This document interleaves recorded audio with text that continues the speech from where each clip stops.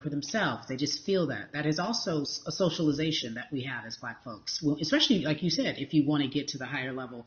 And for so long, I felt it bubbling right underneath the surface that so many of us who were in whatever positions we were, who had platforms, were tired of pretending and looking the other way and spending so much time making others comfortable while we were uncomfortable. Do you feel that this is the type of movement that is sustainable, or is it just for a time? No, it takes everyone joining in on the conversation. And right now, I feel like more than ever, there is little things as possible to distract from bigger issues. And we saw on draft day, we saw our president, Theo Epstein, holding up the sign saying Black Lives Matter and wanting to include the rest of MLB in that. But now we're having those conversations as well. So I definitely think this is sustainable, and it's not always just going to be the popular thing to do. You know, this is something that people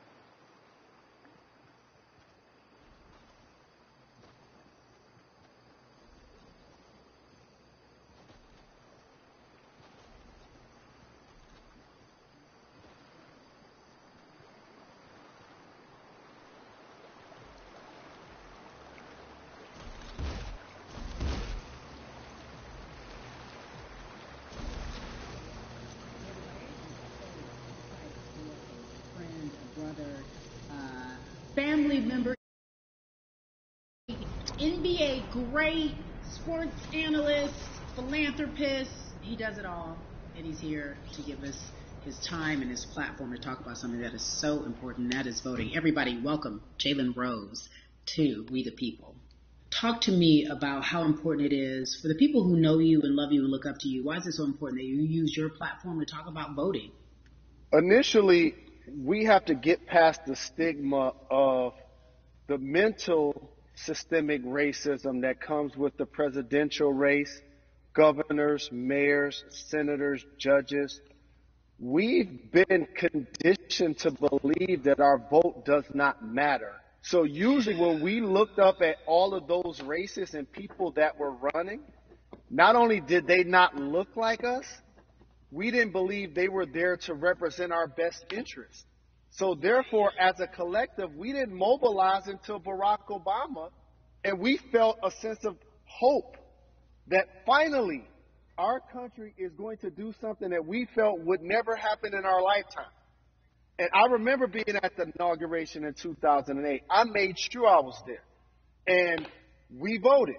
In 2016, we didn't vote, Carrie. We didn't vote. And so many people try to make this political. This is not political. Me telling somebody to vote is like telling somebody to pay taxes. So that's one, getting over the stigma of nobody is going to represent our best interest. And then number two, the reality is that the person that gets the most votes doesn't necessarily win the presidency. That's uncomfortable right there, because that's actually what took place in 2016. The Electoral College chose the president.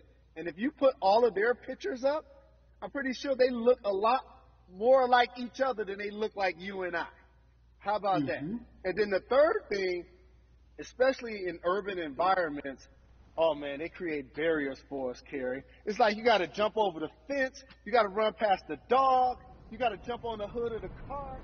The lines is 5 hours long. You get up to the poll and they don't work.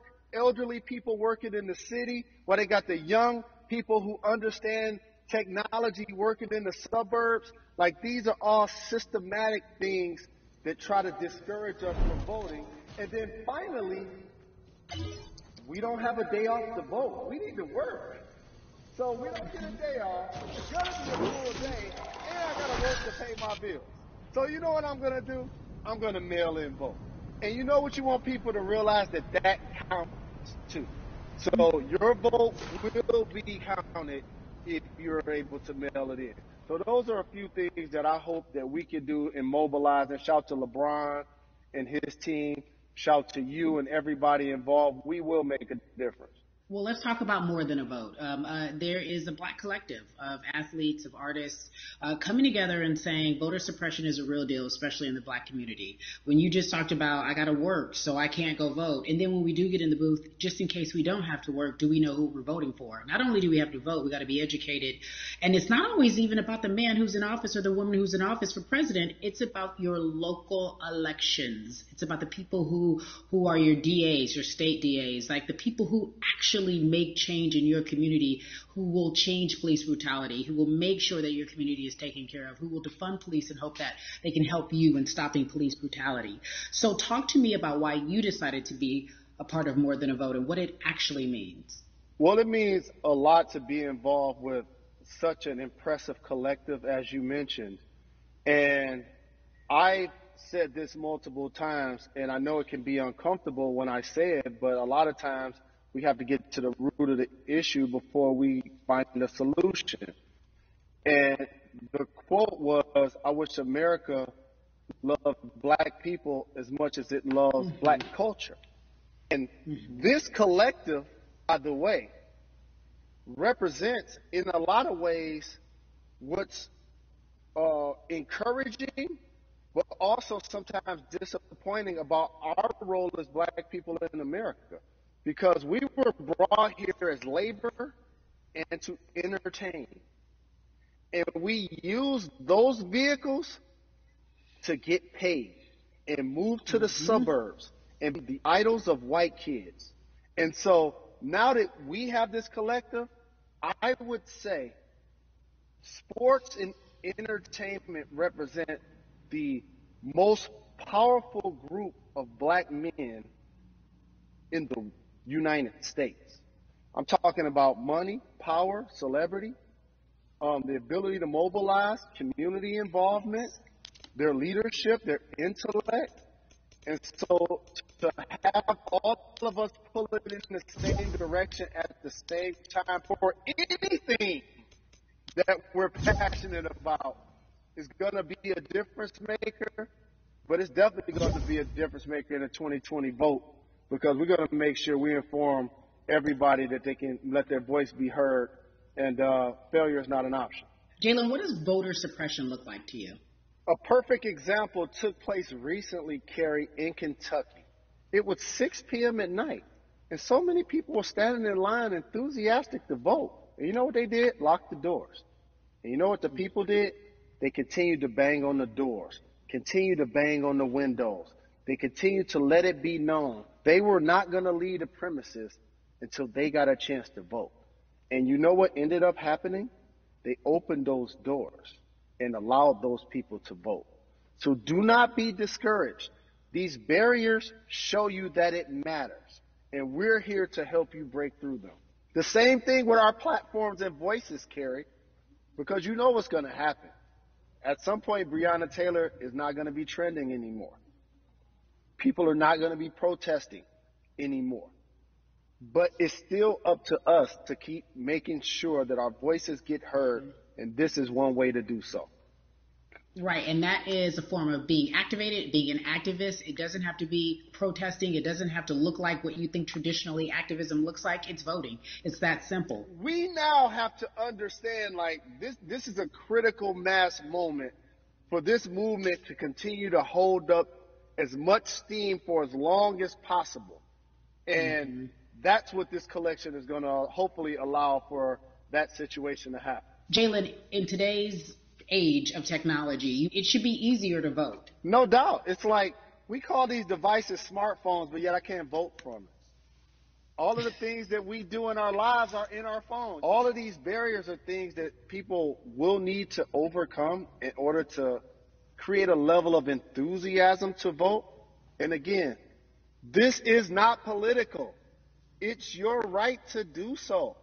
And there's so many times where you feel like somebody may have gotten done unjustly in your community. Pay attention to who the judges are, who's running for Senate, mayor, governor. Pay attention who's running for president. And let's make sure in 2020 we make a difference. Why is more than a vote so important and invaluable in our community right now? Well, because right now, I think we have an opportunity to let our voices be heard louder than ever. Anytime you see the mobilization of white kids holding Black Lives Matter signs, that means there's a breakthrough. Now, what happens with that breakthrough is the next step. You're going to look down in your email, Carrie. You're going to see all of these companies telling you how they're going to work on their diversity, how they're looking themselves in the mirror. They need to make change. Just like in sports, right? You look on the field, on the court, all those black players. The further you get up, it's like altitude or a ladder. It gets thinner and thinner. And so a lot of people talk about the system being broken. I hate to remind people that it's not broken. It was built this way. And one of our ways to help change the system is to vote. So that's why more than a vote is so very important, so we can make sure everybody participates and gives themselves an opportunity to let their voice be heard. I think it's interesting because you talked about black men being very powerful in the U.S. if they're athletes and entertainers, because for so long those have been the only avenues traditionally to create wealth. The NBA season comes back. What are your feelings on the season coming back in the midst of everything that is happening? I think you'll see players challenging the establishment more. You're going to see them saying, okay, if you have all of these marketing and promotional deals, how many of them are with minorities?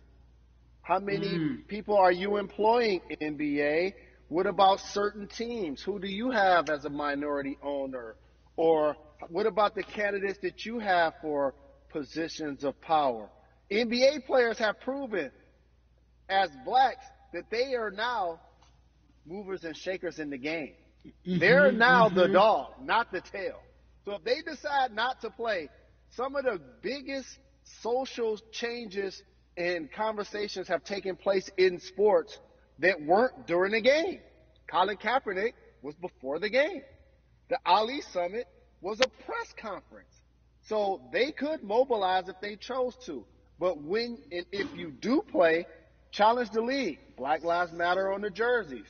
Continue to make sure that every time people are watching the game, they're also seeing the movement happen. Jalen, I appreciate you because you are always entertaining and informative at once. I really, truly am looking forward to the NBA season.